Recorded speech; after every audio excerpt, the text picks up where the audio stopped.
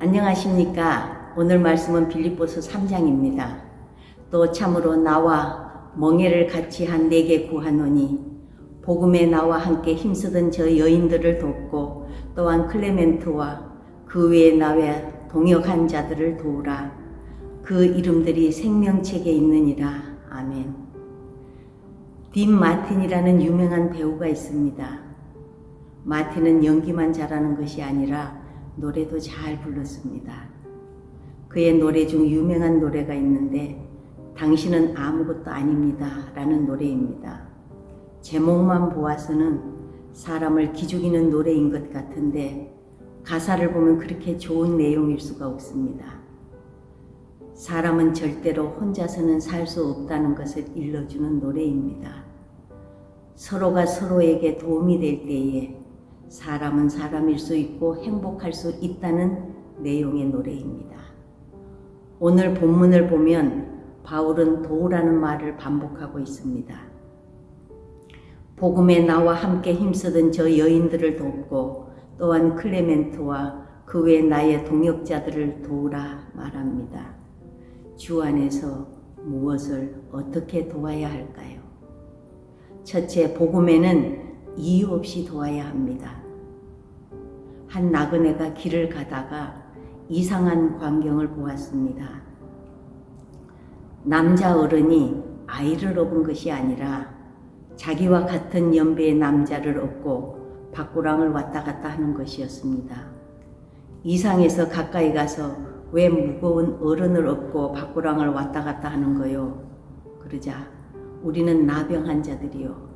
해서 자세히 보니 한 사람은 나병으로 다리가 일그러져서 쓰지 못하고 또 한 사람은 손이 일그러져서 쓸 수가 없었습니다.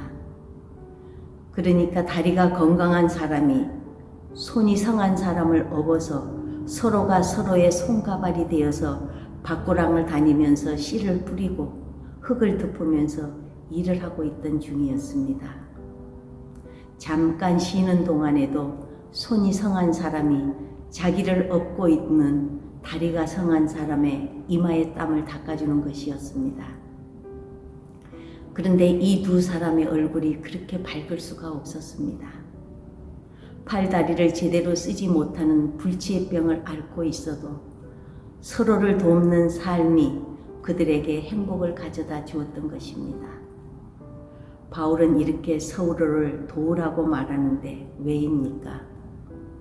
복음을 전하는 일에는 이유 여하를 막론하고 전하는 사람의 자격과 자질을 논하지 말고 일단 복음을 위해 일어섰다면 도울 것은 도우고 지원해야 할 것은 지원해야 한다는 말입니다.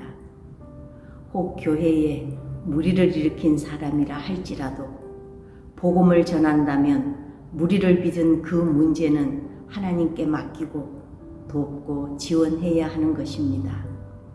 바울은 빌립보서 1장 15절 이하에 어떤 이들은 투기와 분쟁으로 어떤 이들은 착한 뜻으로 그리스도를 전파하니 이들은 내가 복음을 변증하기 위하여 세우심을 받은 줄 알고 사랑으로 하나 그들은 나의 매임에 괴로움을 더하게 할 줄 생각하여 순수하지 못하게 다툼으로 그리스도를 전파하느니라. 그러면 무엇이냐?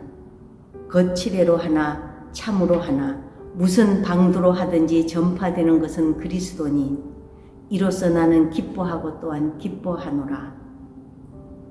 더 이상 설명이 필요 없는 복음에 대한 바울의 입장입니다. 도우라는 것입니다. 둘째, 생명책에 기록된 이름이 되어야 합니다. 여러분은 생명책에 대한 궁금함이나 또한 기대를 가지고 있지 않습니까? 생명책에 내 이름이 기록이 되었을까? 기록이 되어 있다면 어떤 내용으로 기록이 되어 있을까? 하나님 나라를 바라보는 우리들, 이 기대와 궁금증이 없다면 우리의 믿음이 이상이 있는 것입니다. 이런 기대와 조바심이 없다면 우리의 신앙은 죽은 것입니다. 어쩌면 하나님 보좌 앞에 놓여 있는 생명책은 우리들의 일생의 목표입니다. 그 책에 우리 이름이 기록되어 있느냐, 기록되어 있다면 어떤 모습으로 기록되느냐, 참으로 중요한 것입니다. 바울은 생명책엔 복음에 힘쓴 자들의 이름이 귀하게 농명되어 있다는 것을 오늘 말씀 속에서 암시해 주고 있습니다.